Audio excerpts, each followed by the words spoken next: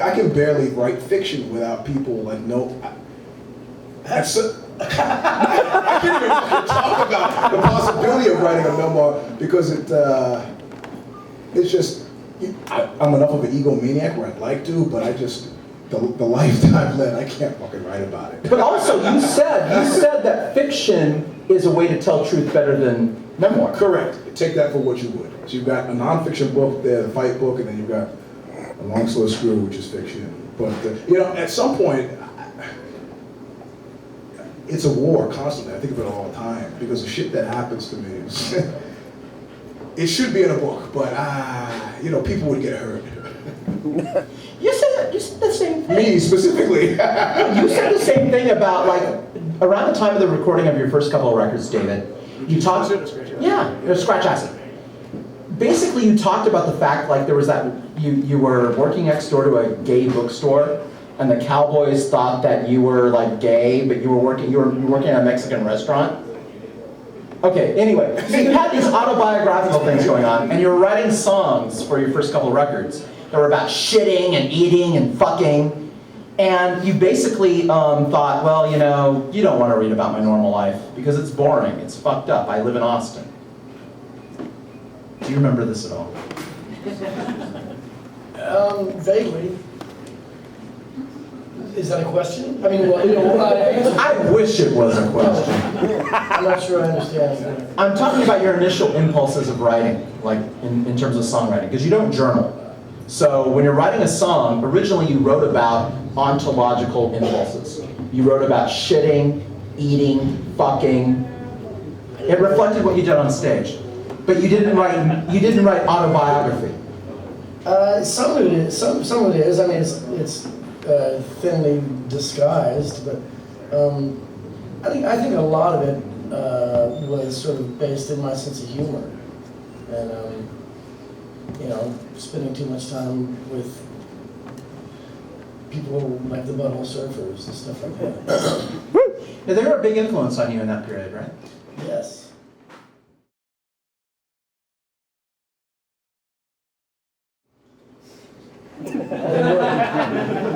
I'm kind of interested in what influenced you before then. Because we're talking about the mid-'80s freak scene, which is where we began. In the mid-'80s, hardcore was played out. It was a sausage party. We're talking really more like 79 and 80. Okay. When the sort of punk rock in Austin was kind of starting to explode. But before I was into punk rock, Led Zeppelin was my favorite group, and I liked fusion and stuff like that. And then on a Halloween night, a friend of mine and I, we'd heard about this club called Nobles, and we saw the Hans play. It blew my fucking mind. I couldn't. It had never occurred to me that you could go see musical entertainment and be afraid of the people on stage. That is fucking cool as shit. And just the whole energy and everything, it completely changed my world. And there was a lot of really, really great bands in Austin, Sugar Takes Baby and The Next, and all these bands that were just really entertaining. I think you said something around that you wanted to put on a show that was fun to watch. Yeah, I mean, people, I've been to a lot of shows, and I don't pay for them usually, but it's been a while, but when you go pay, if you pay your hard-earned money, it's nice if you can leave when it's over and go, wow, that was worth the $3 I just paid. Why I'm laughing, I know you don't remember this, but when you guys played San Francisco last, I came to the show, and do you remember a conversation? Well, I know you don't remember the conversation. When we played together? No, not when we played, that was 15 years ago, but when you played last time, I came to see you play in San Francisco. And we're talking, and I'm watching the audience and watching you guys play, and I came backstage afterward, and I said, I really love the show, You said, yeah, well, we're not really a real band anymore. I go, yeah, but, it was great to recall 15 years distance. And I said, when people leave your show, they're fucking, ecstatic. They're really fucking happy, And you go, yeah, well, thank you. And I go, but when people leave, an Oxbow show, I don't ever want to see them happy. And then you kind of look at me, you go, what is wrong with you black people?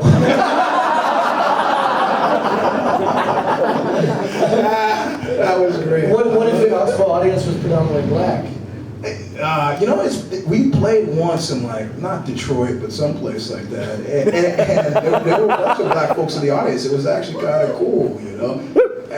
And then this guy who had been chasing me from show to show, yeah, I'm sure you had this.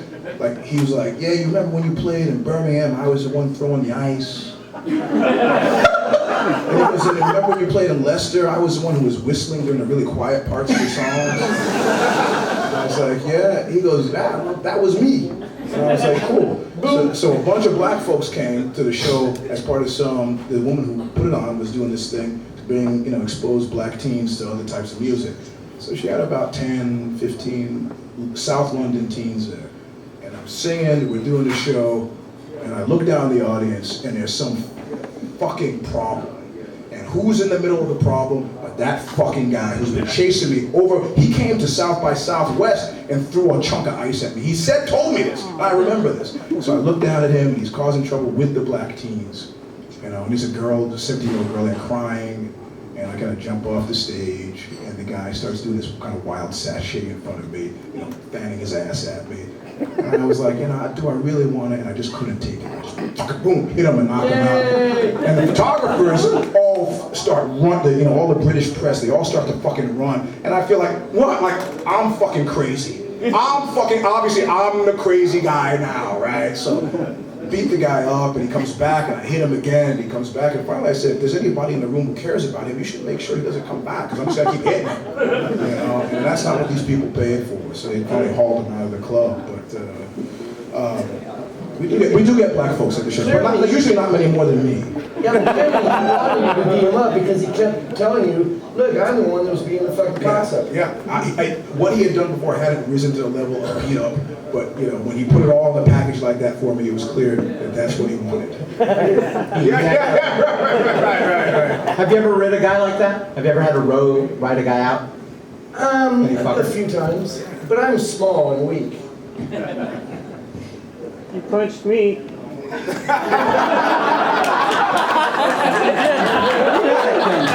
Well, it was your birthday, right? Halloween.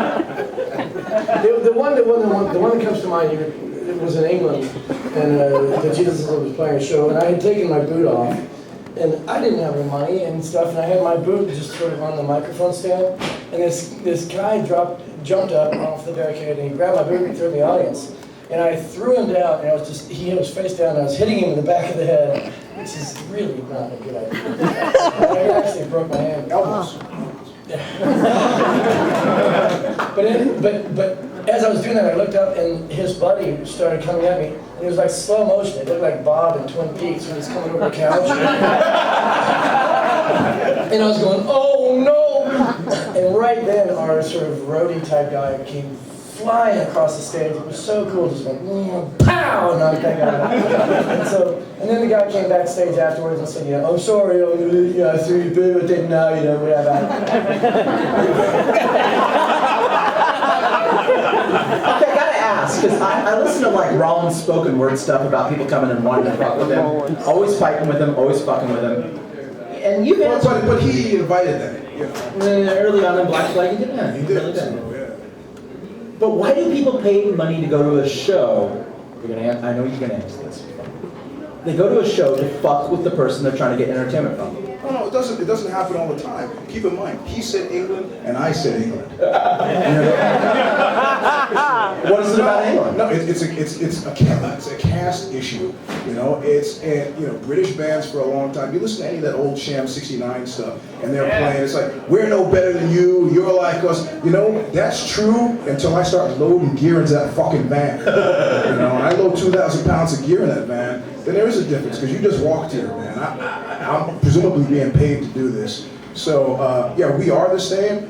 If I'm on the street and you grab my cock really hard, what do you think is going to happen? If I'm waiting for the bus and you grab my cock really hard, it's not going to have a good end. You never know. You never know. But It depends on how far the bus is.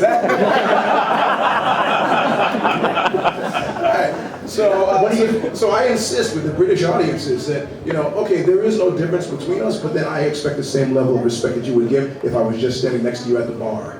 And some guys from Austin Cats gave me a hard time about this. I beat some band from Austin up, and the guy was being really rude, and it was really called for. And he was like, obviously this guy from Oxbow thinks he deserves some kind of respect. It's like, not any more than anybody else, man, you know?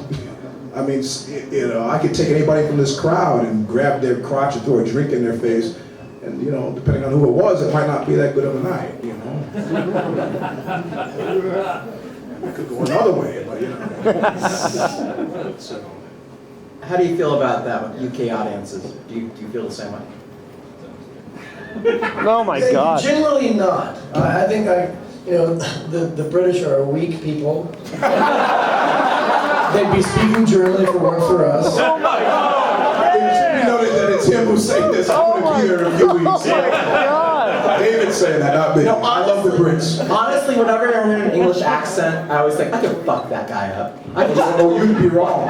You'd be wrong. The only place where I feel the same sense of violence that I do in America is in fucking England. The Brits are fucking hard. Don't fuck around. Oh, actually, I'm in Ireland. Scotland, but I just include that all. no, Scotland's different. I'm Scottish. The life expectancy for the average man in Glasgow is 55 fucking years old. The last time I was in Glasgow, I almost got into a brawl in a vegetarian restaurant. Hippies are fucking... No, I mean, the guy is mad dogging our sound guy, and finally I kind of look, I go, hey, what's up? The guy goes, well, I don't know what's up with you. I go, hey, everything seems to be fine. Well, things are fine here. And then we're standing up. It's nice if you're listening to it. You know, we're glad to see you in our country. We're glad you can have me in your country. But it's completely about to come to blows. Glasgow. Scottish sound. Also known as Stamp City. A dear friend of mine, a German guy who was a relatively large feller, was in Dublin, I think, I don't know if it was New Year's or whatever, but he and some of his German friends were bar hopping. And he's a big guy, he's like 6'4", and he was at the back of the pack walking to another bar, and this Irish guy comes up to me and goes, "Fight!" No, you know, I'm just fucking visiting and everything. And the guy goes, "Okay."